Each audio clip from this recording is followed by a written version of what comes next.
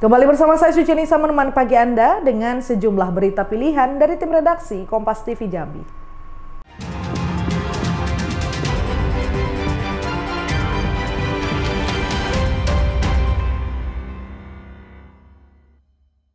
Gerabah atau kendi merupakan kerajinan dari tanah liat yang digunakan untuk dunia medis di Provinsi Jambi, yaitu untuk ari-ari bayi yang baru dilahirkan, yang bisa menghasilkan uang puluhan juta rupiah dalam 1 bulan, seperti yang dilakukan oleh Supangkat, warga Kelurahan Bakung, Kota Jambi.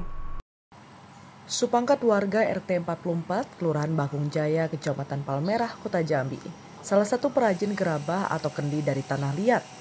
Usaha yang ia tekuni ini sejak puluhan tahun silam sudah mulai menuai hasil dan banyak pemesanan, baik dalam kota Jambi maupun luar kota Jambi. Kendi atau gerabah buatan Supangkat ini banyak dipesan rumah sakit dan bidan yang ada di Provinsi Jambi. Kerajinan gerabah buatan Supangkat banyak digunakan untuk membungkus ari-ari bayi yang baru lahir. Dalam 1 bulan, Supangkat bisa memproduksi 3.000 kendi dengan harga jual Rp5.000 untuk 1 kendi. Usaha pembuatan kendi atau gerabah ini dilakukan lantaran hasil dari pembuatan batu bata cukup murah.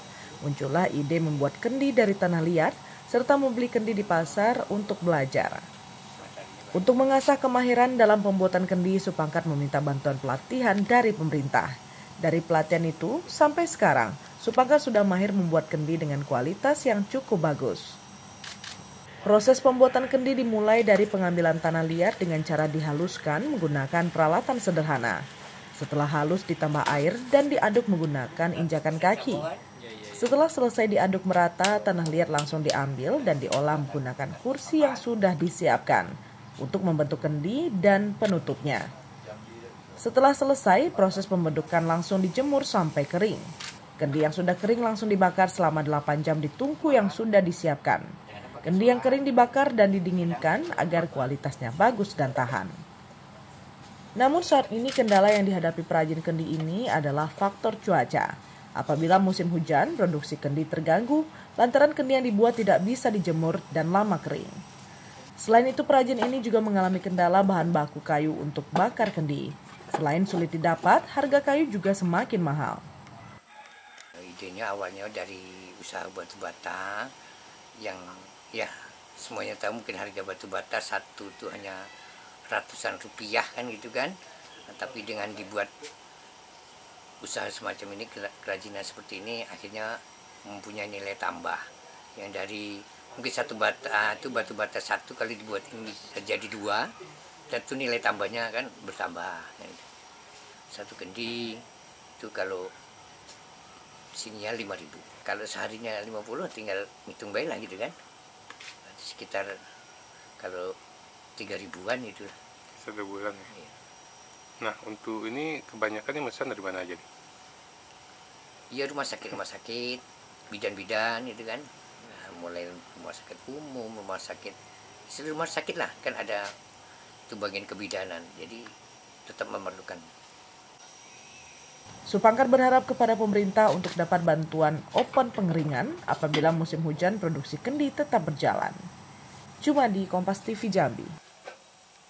Saudara, Taman Remaja dan Tugu Keris Sigijai Jambi salah satu pusat objek wisata yang ada di pusat kota Jambi. Lokasinya yang rindang dengan pepohonan ditambah dinginnya hembusan angin membuat warga betah datang ke sini bahkan tidak dipungut biaya. Taman Remaja dan Tugu Keris Sigijai Jambi salah satu pusat objek wisata yang ada di pusat kota Jambi. Lokasi yang rindang dengan pepohonan ditambah dinginnya hembusan angin membuat warga betah datang ke sini bahkan tidak dipungut biaya. Taman Remaja menawarkan suasana yang sejuk dan bebas polusi udara. Lokasinya yang berada di tengah kota membuat taman ini mudah dijangkau. Di sini anak-anak bisa bermain dengan aman dan nyaman. Selain tempat bermain yang asyik, taman ini juga menyediakan berbagai fasilitas pendukung lainnya. Rindangnya pepohonan menjadikan taman ini tempat yang pas untuk melepas penat. Taman Remaja dibuka pukul 6 pagi hingga pukul 6 sore. Pengunjung yang datang ke taman tidak dipungut biaya apapun. Tidak jauh dari Taman Remaja ada objek wisata Tugu Keris Sigijai, simbol kebanggaan kota Jambi. Saya sama istri sama anak. Ya, betul. Tadi sih jalan, paling ajak anak tuh ke patung-patung gajah, harimau. duduk-duduk makan kue sebentar, habis tuh ke sana tuh yang dalam yang lebar tuh, jadi foto-foto gitu aja sih. Tugu ini menjadi spot favorit warga untuk bersuah foto, sekaligus menambah pengetahuan akan warisan budaya lokal. Tempat ini sangat cocok untuk dijadikan destinasi edukasi dan rekreasi. Saya ini penggemar ini, kata cucu saya. Nah, cucu saya paling senang, saya seminggu sekali pasti ke sini. Pada sore pagi itu kita baru satu udah punya cucu. Kunjungan wisatawan yang terus meningkat juga berdampak positif bagi para pedagang lokal. Minggu sore jam-jam 4 sampai jam 6 agak rame. Kalau Sabtunya juga sore. Kalau hari biasa sepi ya?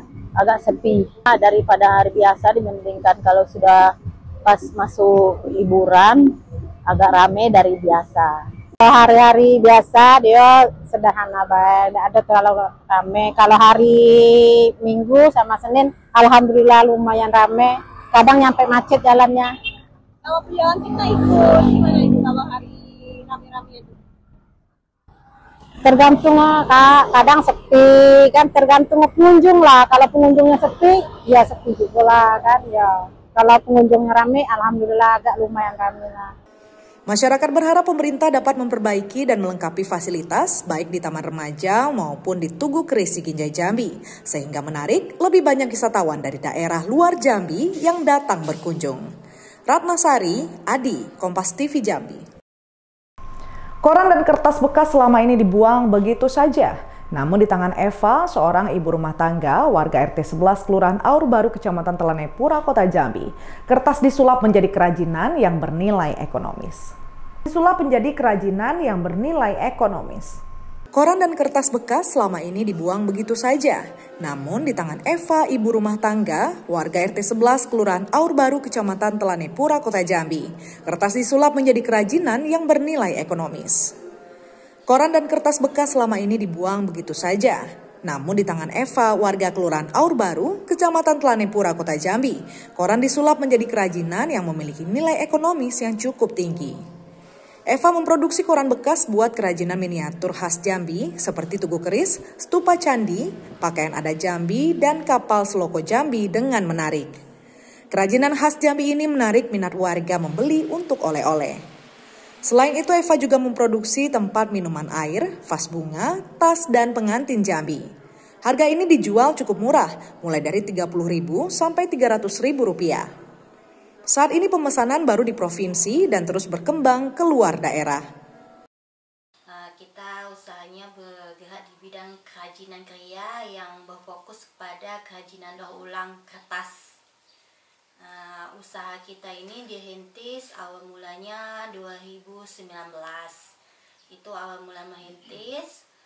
Kalau untuk produk ini mulai dikenal banyak orang itu pas awal COVID sekitar 2021-2022 itu mulai dilirik orang, yaitu ibu-ibu.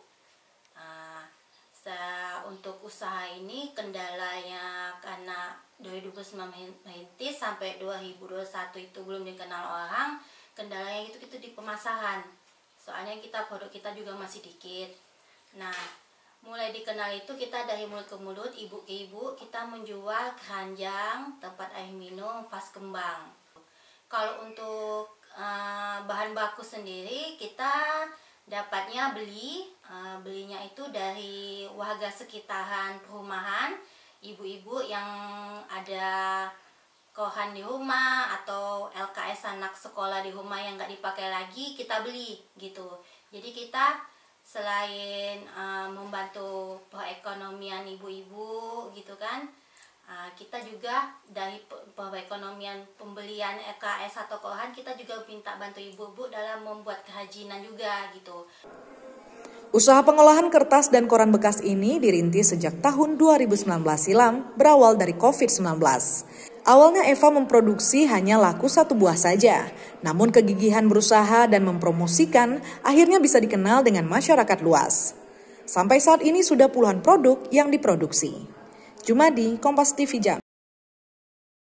Untuk menyelamatkan lingkungan dari sampah popok bayi dan pembalut wanita, ibu rumah tangga membuat popok bayi dan menspet dari kain yang sehat dan ramah lingkungan, serta menghemat pengeluaran ibu rumah tangga untuk membeli popok.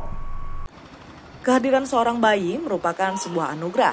Sebagai orang tua, tentunya mempersiapkan berbagai peralatan dalam memenuhi kebutuhan si kecil, salah satunya popok. Sampai saat ini popok berbahan plastik sekali pakai masih menjadi pilihan utama warga lantaran mudah. Sedangkan fakta di lapangan, popok berbahan plastik sekali pakai menjadi penyumbang sampah terbanyak. Perlu ratusan tahun agar popok plastik ini hancur. Banyak anak-anak bayi dan pasangan muda setiap hari membuang sampah pampers plastik yang tidak hancur dalam waktu dekat, serta remaja putri yang menggunakan pembalut dibuang begitu saja. Untuk mengatasi masalah sampah pembalut wanita dan popok plastik bayi ini, Rini Juniarsih, ibu rumah tangga, warga Perumpuri Arza 1 Mendalo Darat, Kecamatan Jambi Luar Kota Kabupaten Muaro Jambi, membuat menspet perempuan dan klodi untuk bayi menggunakan bahan kain yang ramah lingkungan. Selain mendapat keuntungan ekonomi bagi kebutuhan keluarga, Rini Juniarsih ingin berkontribusi untuk menyelamatkan bumi. Rini Juniarsih menceritakan usaha rintisannya berawal dari banyaknya sampah popok sekali pakai dan pembalut wanita di lingkungan tempat tinggal.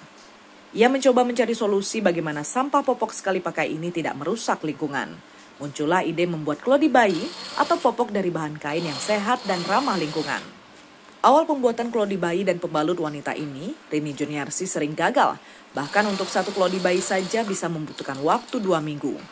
Namun dengan tekad yang kuat, akhirnya bisa mencari solusi dan cara efektif. Saat ini ia bisa memproduksi 23 pieces untuk satu klodi dalam 1 hari. Dalam pembuatan klodi bayi dan pembalut wanita, butuh kehati-hatian dalam mengukur dan menjahit agar konsumen bisa nyaman menggunakannya. Produk buatan klodi dan menspet untuk wanita ini sangat menguntungkan, di mana produknya bisa dicuci dan tahan selama 2 tahun, sehingga bisa menghemat penggunaan uang bagi ibu rumah tangga. Klodi kain ini 1 tahun hanya mengeluarkan uang Rp600.000, sedangkan menggunakan pampers bisa mengeluarkan uang jutaan rupiah selama 2 tahun. Selain harganya yang terjangkau, bisa dipakai berulang-ulang, bagus untuk kesehatan, tidak iritasi dan tidak mengandung kimia, sehingga aman dan nyaman untuk kulit bayi. Untuk satu pieces klodi bayi dijual Rp50.000, sedangkan menspet atau pembalut wanita dijual Rp20.000 untuk satu piecesnya. Pada tahun 2018, di mana saya pada saat itu berpikir bagaimana mengatasi sampah plastik yang sudah sangat mengkhawatirkan. Setiap hari mereka membuang sampah pampers, sampah plastik yang memang tidak hancur dalam waktu yang dekat. Dan ibu-ibu juga remaja putri pun menggunakan pembalut sekali pakai. Kelebihannya dia bisa dipakai berulang kali, kemudian tidak menyebabkan iritasi, tidak mengandung zat kimia, tidak mengandung zat pewarna, tidak mengandung pewangi, dan yang pasti itu sangat lebih nyaman, lebih aman untuk kulit kita sebagai manusia.